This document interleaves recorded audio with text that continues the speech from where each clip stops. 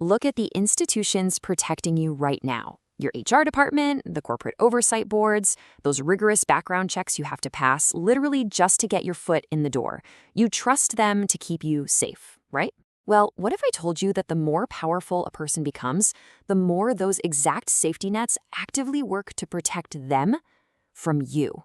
Welcome to a special report from the Human Error News Network. It creates a massive sense of cognitive dissonance, doesn't it? Like, how do you buy an entire country's trust and pass the highest levels of government scrutiny with a completely fabricated past?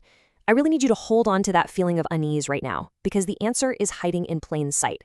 And honestly, the mechanics of how it's done are terrifyingly simple. We've all been there, haven't we? Sitting in a workplace just wondering how an obviously toxic leader got past the initial interview, let alone the board of directors. Well, you aren't crazy for noticing it. Even the highest levels of government get fooled.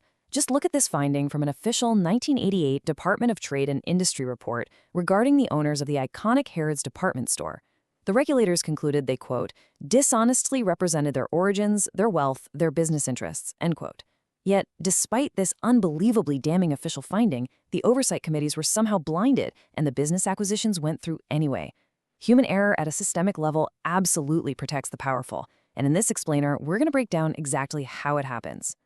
So I want you to commit to understanding these specific tactics of corporate cover-ups right now. Because learning how to detect, prevent, and correct human error in your own life starts with dissecting a catastrophic, highly public failure. The investigation starts here.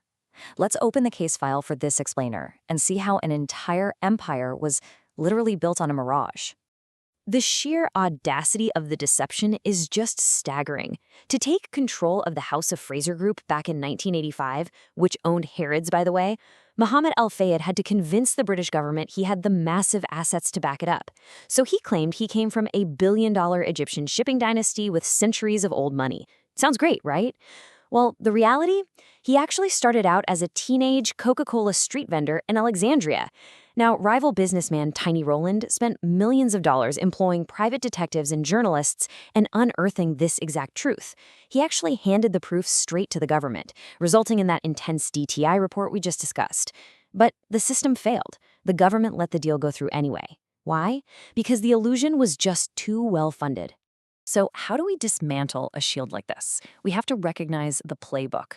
Once in power, Al-Fayed built a fortress. Step 1, buy beloved cultural icons. He bought Harrods, he bought Fulham Football Club. Step 2, weaponize charity. He set up foundations and associated with high-profile royalty to create this aura of untouchable benevolence. And step 3, control the media. He established Liberty Publishing to literally buy up news outlets and aggressively courted the press. When you wrap yourself in a nation's cultural fabric and literally fund the newspapers, public oversight goes completely blind. We really need to learn to look past this PR shield together.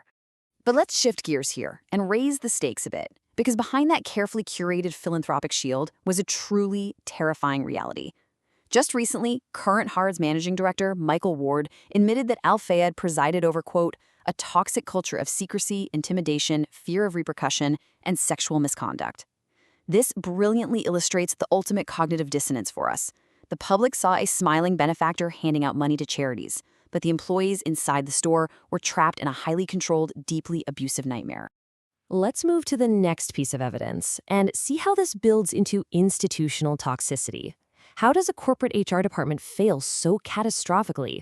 Well, look at these systemic red flags. At Harrods, applicants were actually required to submit photographs specifically so Al-Fayed could deny Black candidates employment. He employed spies to report on fellow workers. He secretly bugged the shop workers' trade union telephones. And horrifically, young female employees were subjected to mandatory, invasive medical and gynecological examinations. The corporate illusion and massive financial success completely blinded the internal oversight committees to these blatant, illegal practices. Now, I know it can feel incredibly bleak when systems fail this thoroughly, but I want to give you a moment of vindication right here. There actually were rare moments of pushback. For instance, when a young woman was rejected for employment as a florist simply because she was Black, the case went to an employment tribunal. And the chairman didn't just rule against Harrods. He flat out called the store's defense malicious and dishonest, exposing the lies and deceit of senior personnel officers who had literally tried to conceal the discrimination. It's a crucial reminder that the cracks in the armor can be exposed when individuals refuse to back down.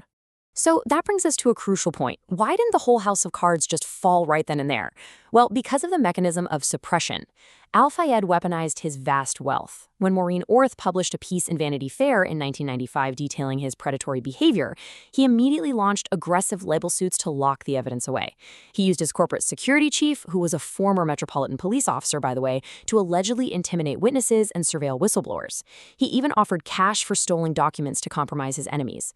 Endless litigation and private security forces were essentially used as blunt instruments to bury early reporting of his misconduct. And that systemic suppression ultimately led to this gut-wrenching number right here, 400. That is the number of alleged victims and witnesses who eventually came forward to lawyers to report horrific sexual misconduct and rape. 400 people. Just let the massive, unchecked scale of that human error sink in for a second. Decades of abuse, hiding behind a luxury corporate logo, and a massive legal slush fund, totally enabled by the silence of the institution.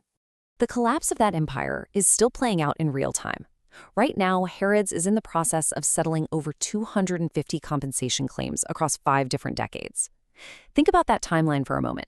How does a cover-up span 40 years? It happens because every individual who chose to look the other way, every HR manager who approved a quiet settlement, every executive who ignored a desperate complaint, they all became load-bearing pillars in a massive structure of abuse. But the stakes get even higher here, because the failure wasn't just corporate, it was deeply institutional. Look at this timeline of systemic failures by law enforcement. In 1995, the Metropolitan Police received early allegations of sexual assault and allegedly dismissed them entirely. Fast forward to 2008, the Crown Prosecution Service dropped a case involving a 15-year-old girl claiming conflicting statements. And then, in 2017, a devastating police data breach occurred. When the police themselves fail to act, the corporate shield becomes completely impenetrable. And this brilliantly illustrates the human error at the heart of the policing failure. An alleged victim of trafficking and abuse, Joanna Britton, described the Met Police as, quote, shambolic, incompetent, and complicit. Why? Because in a catastrophic human error, the police literally accidentally mailed her highly sensitive, handwritten abuse accounts, along with her home address and date of birth, to a completely different alleged victim living in Australia. It's an absolutely unthinkable administrative error that shatters whatever fragile trust a survivor might have in the very system that's supposed to be protecting them. Now, we obviously cannot change the past, but I want to empower you right now with a correction roadmap. How do you detect and prevent these specific red flags in your own organization? Step 1, audit unchecked executive power. If a CEO can bypass HR hiring practices with zero friction, you have a critical vulnerability. Step 2, protect internal whistleblowers fiercely. A silent company is a dangerous company. And step 3, look past the PR shield. Millions of dollars donated to charity absolutely do not excuse toxicity in the boardroom. Take these steps and start applying them to your own corporate environment today. Never assume the background checks are doing the work for you. As we wrap up this explainer and special report from the Human Error News Network, I want to leave you with one incredibly urgent question to ask yourself as you log back into work tomorrow. Look around your office and ask yourself, what well-funded illusion is hiding in your organization?